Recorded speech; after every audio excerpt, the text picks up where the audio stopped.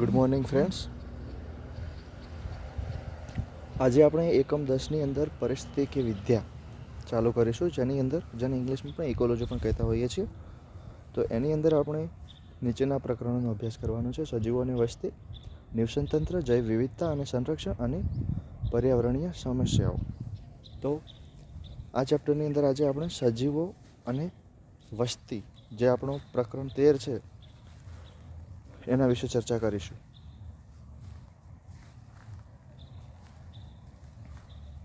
તો આની અંદર આપણે મુખ્ય 2 પોઈન્ટ ઉપર ચર્ચા કરવાની છે.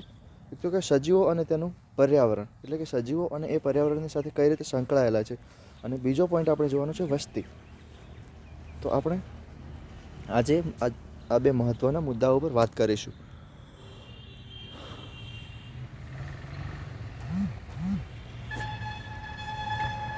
આપણું સજીવ વિશ્વ વિવિધ પ્રકારનું આકર્ષણ અને નવાઈ પમાડે એવું જટિલ છે. આપણે મહાઅણુઓ, કોષો, પેશીઓ, અંગો, અંગતંત્રો, સ્વતંત્ર સજીવો, વસ્તી, સમુદાયો, નિવસનતંત્રો અને જૈવ વિસ્તારો જેવા કે જૈવ વૈજ્ઞાનિક સંગઠનના વિવિધ સ્તરો એ શોધખોળ પ્રક્રિયાઓ દ્વારા તેની જટિલતાને સમજવા માટે પ્રયાસ કરીએ છીએ. તો આપણે જોઈએ છીએ કે સજીવ એક ખૂબ જ જટિલ પ્રકારની રચના ધરાવતો હોય છે, અને એની અંદર આપણને નવાઈ પમાડે એવી રચનાઓ આવેલી છે. તો આપણે જોઈએ છીએ કે અણુઓ ભેગા થઈ અને મહાઅણુઓનું સર્જન કરે છે. એ જ મહાઅણુઓનું એક ચોક્કસ પ્રકારનું બંધારણ કોષમાં પરિવર્તે છે, જ્યારે ઘણા બધા એક સરખા રચના અને કાર્ય ધરાવતા કોષો સાથે મળી અને સજીવની પેશીનું સર્જન કરતા હોય છે. અને આવી પેશીઓ ભેગી થઈને અંગો અને અંગતંત્રો બનાવે છે, અને એ જ અંગતંત્રો મળી અને એક સ્વતંત્ર સજીવનું અસ્તિત્વ થાય છે. આપણે વિચારી પણ નથી શકતા કે માટીની અંદર રહેલો એક સૂક્ષ્મ કણ છે, એ જ કણ આપણા શરીરની અંદર પણ રહેલો છે, પણ એનું જે બંધારણ છે એ અલગ રીતે થયેલું છે. અને એ જ વિવિધતાના લીધે એમાંથી કોષ અને છેવટે આપણા જેવો એક મહાન સજીવ બને છે. તો કઈ રીતે અણુઓમાંથી મહાઅણુઓ બને છે, મહાઅણુઓની રચનાઓ થઈ અને કોષ બનતા હોય છે, કોષમાંથી પેશીઓ, પેશીમાંથી અંગો, અંગોમાંથી અંગતંત્રો બની અને છેવટે એક સ્વતંત્ર સજીવનું નિર્માણ થાય છે. હવે આવા ઘણા બધા સજીવો, એક જ સરખા સજીવો ભેગા થઈ અને વસ્તી, જે રીતે આપણે માનવ વસ્તી, તો આ રીતે વસ્તીના સમુદાયો પછી બનાવતું હોય છે. અને આવા સમુદાયો અલગ અલગ પ્રકારના પ્રાણીઓ અને મનુષ્યો, વનસ્પતિઓ વગેરે ભેગા થઈ અને એક નિવસન તંત્રનું સર્જન કરતા હોય છે. જે નિવસન તંત્રની અંદર સજીવો એકબીજાને ઉપયોગી થતા હોય છે અને એમના જૈવ વિસ્તારોની અંદર જૈવિક ક્રિયાઓ થકી પોતાની જટિલતાનો અનુભવ કરાવતા હોય છે. અને ચોક્કસ નિવસન તંત્રની અંદર એક ચોક્કસ સજીવ પોતાનો ચોક્કસ ભાગ ભજવતો હોય છે.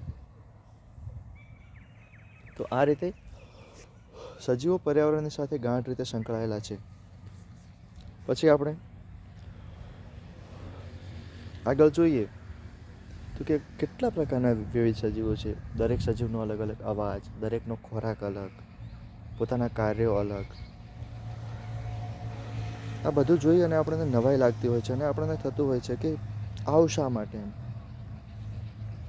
આટલી બધી વિવિધતા શા માટે? તો કુદરતની અંદર બધા જની પ્રજનન ઋતુ અલગ અલગ હોય, બધાનો ખોરાક અલગ અલગ હોય,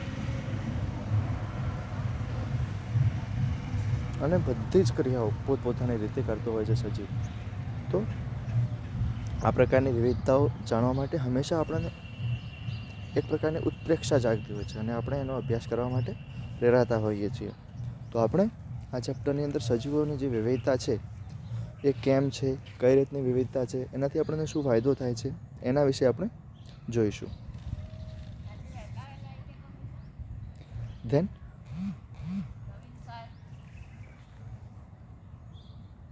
ધેન આપણે આગળ જોઈશું કે સજીવો અને તેનું પર્યાવરણ. તો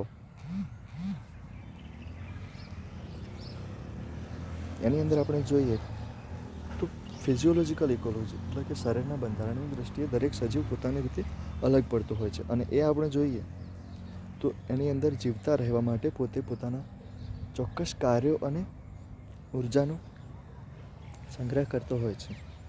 તો આ સમજવા માટે આપણે જોઈએ તો પરિક્રમા, એટલે કે રોટેશન કરે છે. જે પૃથ્વી છે એ સૂર્યની આજુબાજુ પ્રતિસંગન કરે છે, જેના લીધે પર્યાવરણની અંદર તાપમાનમાં અને આ રીતના અલગ અલગ ફેરફારોનું સર્જન થતું હોય છે. અને ચોક્કસ પ્રકારની તીવ્રતાથી અને ચોક્કસ સમય અવધિની અંદર એ પોતાની ધરીભ્રમણ અને પરિક્રમણની ગતિઓ પૂરી કરતી હોય છે. તો તેના લીધે શું થાય છે?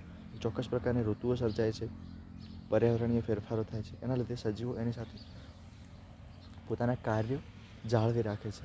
જો આપણે બીજી બાજુ જોઈએ કે જો આવું ન થતું હોય તો કોઈ સિઝન ના હોય, કોઈ બી ટાઈમે વરસાદ થાય, કોઈ બી ટાઈમે ગરમી પડે, કોઈ બી ટાઈમે ઠંડી પડે, તો શું થશે? સજીવોનું જીવન શક્ય રહેશે નહીં અને પૃથ્વી પરનું જે સજીવ સૃષ્ટિ છે એ નાશ પામશે. તો આ બધું ના થાય એના માટે પર્યાવરણની અંદર એક ચોક્કસ પ્રકારના ફેરફારો ચોક્કસ ઋતુમાં જ થતા હોય છે, જેનો અભ્યાસ પણ અહીં આપણે આની સાથે સાથે કરવાના છીએ.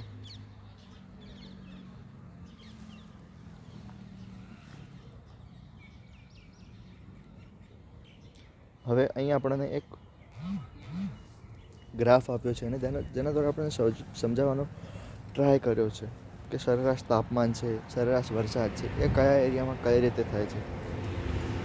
તો આપણે અહીં જોઈ શકીએ છીએ કે આર્કટિક અને અલ્પાઇન ટ્રુન્ડનો જે એરિયા છે, મતલબ કે આર્કટિક સમુદ્ર આવેલો છે અને આર્કટિકા ખંડ છે એની આજુબાજુનો જે જંગલ વિસ્તાર છે ત્યાં સરેરાશ વરસાદ પણ ઓછો છે અને ટેમ્પરેચર પણ ઓછું છે.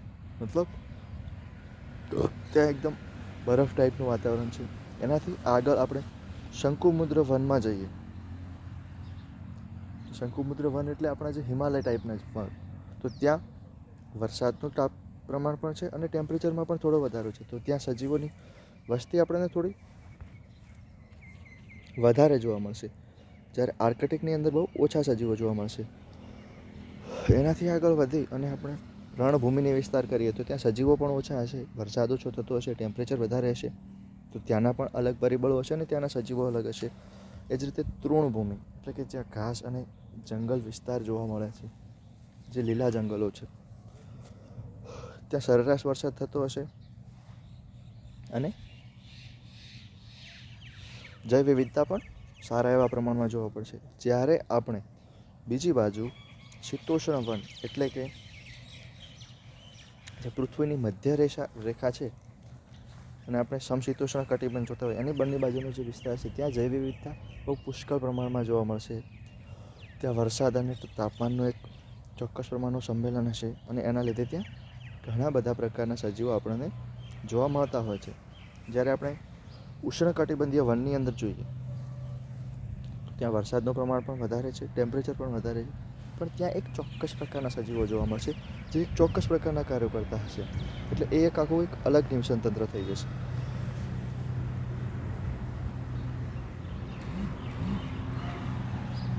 આનાથી આગળ આપણે જોઈએ તો આપણને જે વસ્તુ ગ્રાફમાં સમજાવી હતી એ જ સમજાવવાનો પ્રયત્ન કર્યો છે કે જે વાર્ષિક વરસાદ અને તાપમાન છે એના કારણે આપણે અલગ અલગ વિસ્તારને વિભાજિત કરતા હોઈએ છીએ. તો કે રણ વિસ્તાર છે, વર્ષાવન છે, તૃણ પ્રદેશ છે, જે ધ્રુવ પ્રદેશો છે, મતલબ કે જ્યાં બરફવર્ષા અને વધારે પ્રમાણમાં બરફ જોવા મળે છે, તો એની આપણે અહીં ચર્ચા કરતા હોઈએ છીએ. આપણા રણ વિસ્તારને મરુસ્થળ અથવા ડેઝર્ટ પણ કહેતા હોઈએ છીએ અને વર્ષાવનને રેઇન ફોરેસ્ટ, બરાબર, અને તૃણ પ્રદેશને તુન્દ્રા.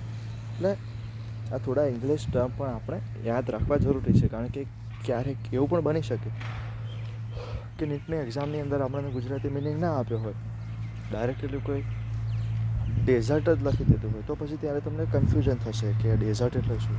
એટલે જેટલા બી અંગ્રેજી મતલબો આપણી બુકની અંદર આપવામાં આવે છે એ જ તમામનો આપણે ચોક્કસપણે સમજવાનો ટ્રાય કરીશું. એટલે આગળ આપણે જોઈએ કે દરેક ક્ષેત્રની અંદર અને સ્થાનિકની રીતે વિવિધતાના કારણે અલગ પ્રકારનું નિવસન તંત્રની રચના થતી હોય છે. તો ભારતની અંદર આ પ્રમાણના નિવસન તંત્રો આપણે જોઈએ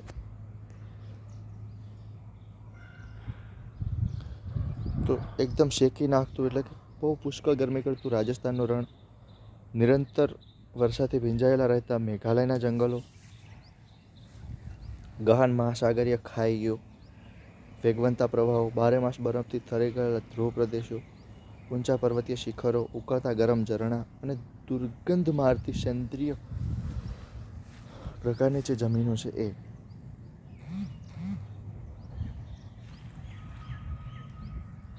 આ બધા ઉદાહરણ છે. તો દરેક પ્રકારના નિવસન તંત્રની અંદર એક ચોક્કસ પ્રકારનું ત્યાંનું વાતાવરણ હશે, એનું ટેમ્પરેચર છે, એની પરિસ્થિતિ છે, એની અંદર એની વાતાવરણની અંદર જે વાયુઓ રહેલા છે, પાણી છે, બધા એક ચોક્કસ પ્રકારના હશે. અને અમુક સજીવો જ એવા હશે કે જે એ પરિસ્થિતિની અંદર અનુકૂલન સાધી શકતા હશે, એ જ ત્યાં રહેતા હશે. આપણને કેટલાક ફોટોગ્રાફ આપ્યા છે,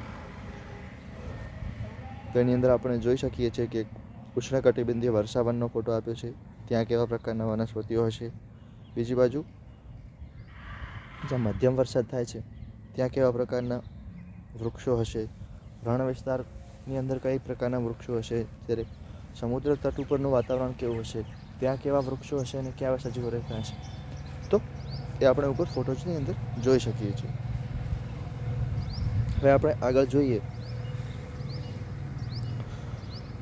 તો કે કોઈ પણ નિવસન તંત્ર છે એની અંદરના મૂળ પરિબળો કયા કે જે એકદમ ચાવીરૂપ ઘટકો હોય, જેની અંદર થોડો ઘણો પણ અપડાઉન થાય તો એના લીધે સંપૂર્ણ નિવસન તંત્રને અસર કરતા હોય.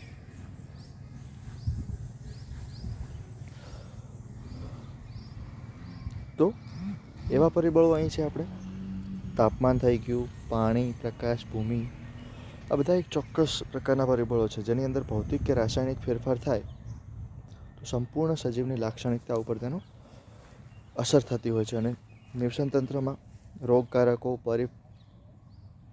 પરોપજીવીઓ, ભક્ષકો અને સજીવના સ્પર્ધકો, આ બધા પણ એક ચોક્કસ પ્રકારનું નિવસન તંત્રની અંદર એની જે ઉત્તરજીવિતા અને પ્રજનન કરવાની ક્ષમતા છે એના ઉપર અસર કરતા હોય છે. હવે દરેક સજીવ છે એ ચોક્કસ પરિસ્થિતિની અંદર ચોક્કસ પ્રકારના તફાવતો જણાવતા હોય છે, જે આપણે આગળ જોયું.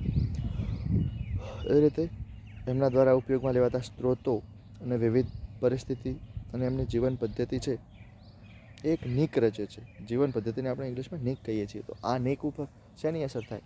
જો કોઈ એક પ્રકારનો સજીવ છે એનું પોપ્યુલેશન, એની વસ્તી વધી જાય તો બીજા સજીવને એફેક્ટ કરતો હોય. ધારો કે આપણે જંગલની અંદર જોઈએ કે હરણ હોય તો એને સિંહ અને વાઘ ખાતો હોય છે.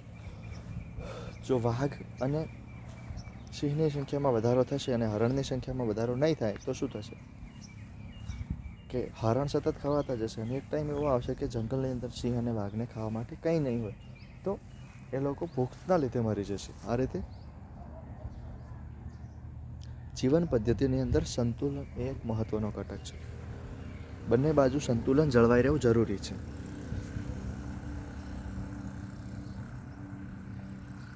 હવે આજે આપણે મુખ્ય પરિબળો જોઈએ એની આપણે વન બાય વન અહીં ચર્ચા કરીશું. તો આપણે તાપમાન લઈએ તો તાપમાન એ પરિસ્થિતિ વિદ્યાનું સૌથી મહત્વનું પર્યાવરણીય ઘટક છે. આપણે જાણીએ છીએ કે પૃથ્વીનું સરેરાશ તાપમાન ઋતુ પ્રમાણે બદલાતું રહેતું હોય છે અને ચોક્કસ ઋતુની અંદર એક પ્રકારનું ચોક્કસ તાપમાન જોવા મળતું હોય છે. જેમ કે વિષુવવૃત્ત વિસ્તાર અને ધ્રુવીય વિસ્તારો તરફ આપણે જઈએ આમ તાપમાનની અંદર ઘટાડો થતો જાય છે. અને એ જ રીતે ધ્રુવથી વિષુવવૃત્ત તરફ આવતા વધતું જાય છે. જ્યારે પર્વત શિખરો તરફ ઉત્તરોત્તર તાપમાન ઘટતું જાય છે અને ધ્રુવીય વિસ્તાર તરફ તો એ જતાં ક્યારેક માઇનસ અને શૂન્યની અંદર પણ થઈ જતું હોય છે. જ્યારે આપણે રણ વિસ્તારની અંદર જોઈએ, ઉષ્ણકટિબંધીય રણ વિસ્તારોની અંદર, તો ત્યાં તાપમાન 50 ડિગ્રી સેલ્સિયસ કરતાં પણ વધારે હોય છે. અને ઝરણાઓ, જે ગરમ પાણીના ઝરા હોય, ત્યાં એનાથી પણ વધારે 60, 70, 80 હોય છે નિકાલ માર્ગોની અંદર, જ્યાં અમુક ટાઈમે 100 ડિગ્રી તાપમાન એટલે કે એકદમ પાણી ઉકળવા લાગે છે એટલું બધું તાપમાન પણ જોવા મળે છે. અને ત્યાં પણ અમુક પ્રકારના બેક્ટેરિયા અને સૂક્ષ્મજીવો જીવતા હોય છે. જ્યારે આપણે એક વૃક્ષનું ઉદાહરણ લઈએ તો આંબાના વૃક્ષો, કે જે કેનેડા અને જર્મની જેવા શીતોષ્ણ દેશોમાં નથી થતા, પરંતુ ભારત જેવા ઉષ્ણકટિબંધીય દેશોની અંદર થાય છે. બર્ફીલો દીપડો જે કેરળના જંગલોમાં જોવા મળે છે, પરંતુ એ જ દીપડાને આપણે જો આપણા ગુજરાતના જંગલોમાં લાવીશું તો એ શું થશે? મૃત્યુ પામશે.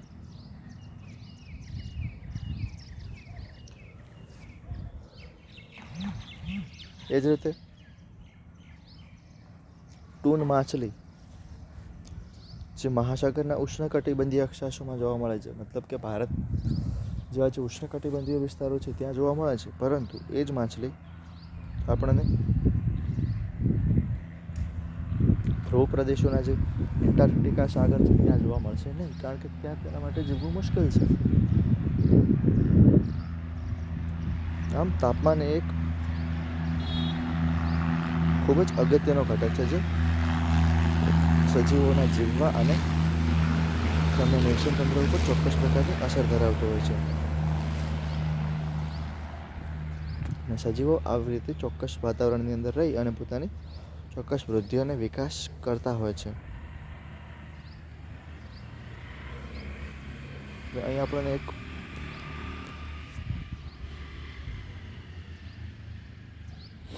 તાપમાનના લીધે બે રીતે વર્ગીકૃત કર્યા છે સજીવોને. યુરીથર્મલ કે પૃથુત્રાપી, જે એક સામાન્ય તાપમાનની રેન્જની અંદર જીવતા હોય, ધારો કે 40થી 50 સુધીની, એ રીતે. અને આ તાપમાનની જે મર્યાદા છે એ ક્ષેત્ર પૂરતી મર્યાદિત હોય છે. જ્યારે અમુક સ્ટીનોથર્મલ એટલે તનુતાપી કહેવાય છે, જે બહુ નીચા ટેમ્પરેચર અને બહુ ઊંચા ટેમ્પરેચર પર રહી શકતા હોય છે અને સર્વાઈવ કરતા હોય છે. આમ હાલ આપણે જોઈએ છીએ કે ગ્લોબલ વોર્મિંગના લીધે જે વૈશ્વિક તાપમાન વધી રહ્યું છે એના લીધે ઘણી બધી સજીવની જે પ્રજાતિઓ છે એના ઉપર અસર થઈ રહી છે, અને આપણે ગ્લોબલ વોર્મિંગ અટકાવવા માટે પણ સરકારી ધોરણે ઘણા બધા પ્રયત્નો કરતા હોય છે. તો આ હતું તાપમાન. હવે બીજું એક મહત્વનું પરિબળ છે પાણી. પાણી વગર પણ કોઈ સજીવનું અસ્તિત્વ શક્ય નથી.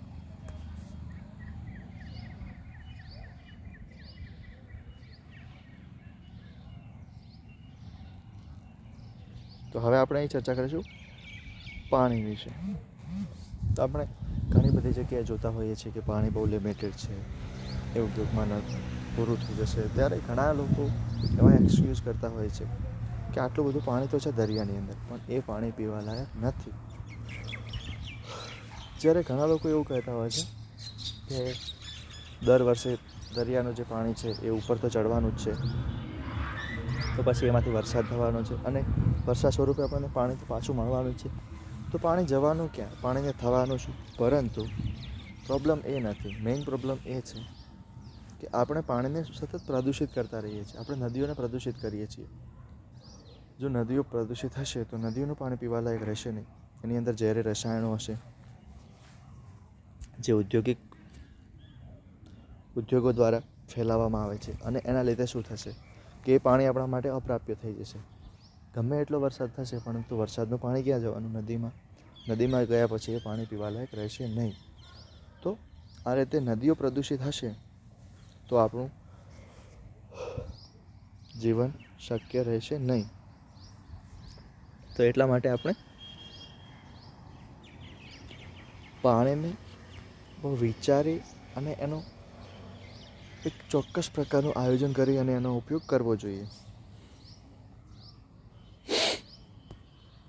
બીજી બાજુ અહીં આપણને ક્યાં કેટલું પાણી છે એ જ બતાવ્યું છે. તો કે અંતઃસ્થળીય જળ જે 5% કરતાં પણ ઓછું છે, સમુદ્રમાં 30થી 35% છે, ખારા પાણીના સરોવરોમાં 100% ક્ષારોની સાંદ્રતા છે.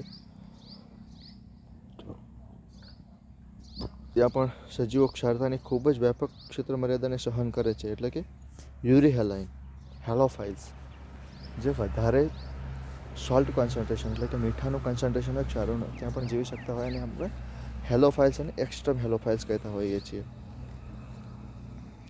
મોટાભાગના સજીવો છે એ સ્ટીનો હેલોફાઇલ છે, એટલે કે એક ચોક્કસ પ્રકારની સાંદ્રતાની અંદર જ જીવી શકતા હોય છે. જ્યારે સમુદ્રનું કોઈ સજીવ હોય એ નદીના પટમાં પ્રવેશ કરશે તો એ જીવી શકશે નહીં. તો એ પાછો રિટર્ન પોતાના સમુદ્રની અંદર રિટર્ન થઈ જશે.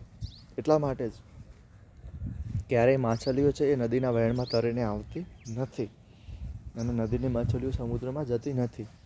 આમ દરેક પોતપોતાના નિવસન તંત્રની અંદર રહેવાનો ટ્રાય કરતા હોય છે.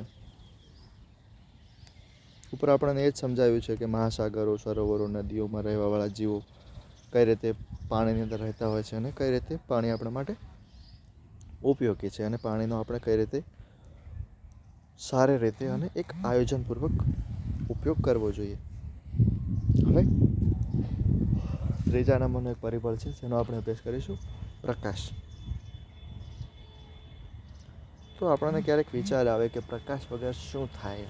પ્રકાશ ના હોય, આપણે સજીવો છીએ, મનુષ્યોને એવું હોય કે હું તો અંધારામાં રહી શકું, પરંતુ જો માત્ર 2 દિવસ માટે એટલે કે 48 કલાક માટે જો સૂર્યનો ઉદય ના થાય તો પૃથ્વી પરની 80% જે માનવ જે વસ્તી છે, ટોટલ દરેક સજીવો, વનસ્પતિઓથી કરી અને પ્રાણીઓ અને સૂક્ષ્મજીવો, તો 70થી 80% સજીવો મૃત્યુ પામી જશે.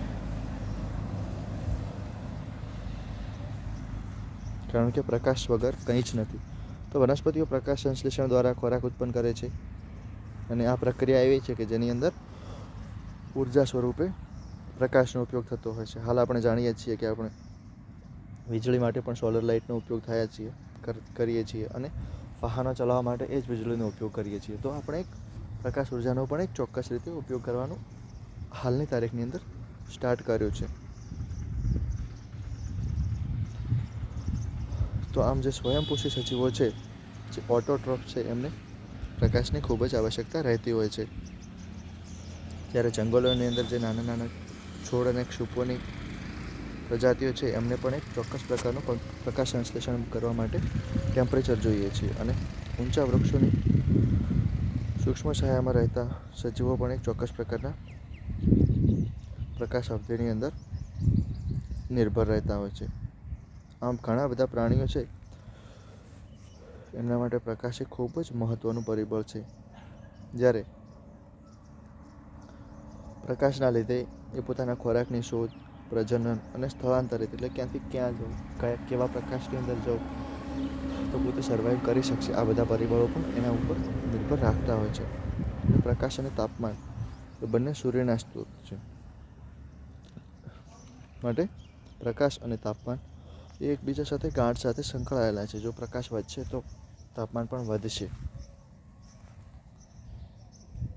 મહાસાગરો છે એની અંદર ખૂબ ઊંડે સુધી સૂર્યના કિરણો પહોંચતા નથી હોતા, તો ત્યાં હંમેશા અંધારું રહેતું હોય છે અને ત્યાંના જે સજીવો છે એ ત્યાં સર્વાઈવ કરતા હોય છે, પણ ત્યાં બહુ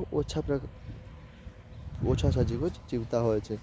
કારણ કે દરેક સજીવને પ્રકાશનો એક ચોક્કસ પ્રકાશની જરૂર હોય જ છે. તો અલગ અલગ કેન્દ્ર લંબાઈના કારણે આપણે પ્રકાશને પ્રિઝમ દ્વારા અલગ પાડતા હોઈએ છીએ, જે તમે ફિઝિક્સમાં જોતા હોય છો. તો આપણે આજે 3 પરિબળો વિશે અભ્યાસ કર્યો: તાપમાન, પાણી અને પ્રકાશ. નેક્સ્ટ લેક્ચરની અંદર આપણે જમીનનો અભ્યાસ કરીશું અને એના પછી આપણે અજૈવિક કાર્યકો સામેની પ્રતિક્રિયા એટલે કે જે અજૈવિક ઘટકો છે એમની સામે આ જે બધા સજીવો છે નિવસન તંત્રમાં રહેતા, એ કઈ રીતે એક ચોક્કસ પ્રકારનું નિયમન કરવા માટે ચોક્કસ સંકેતો અને પોતાના ની અંદર ફેરફારો કરતા હોય છે, એ આપણે જોઈશું. અને કઈ રીતે અનુકૂલન અને સ્થળાંતરણ આ બધા વિશે જોઈશું અને પછી આપણે અનુકૂલનો વિશે અભ્યાસ કરીશું. આશા રાખું કે આની આગળનું જે આપણે ચેપ્ટર પૂરું કર્યું છે માનવ કલ્યાણમાં સૂક્ષ્મજીવો, એ તમે સારી રીતે કર્યું હશે. અમુક ચોક્કસ કારણોના લીધે આપણે એનો ટેસ્ટ લઈ શક્યા નહોતા, જે હવે પછી આપણે એ ટેસ્ટનું આયોજન કરીશું. ચલો, થેન્ક યુ.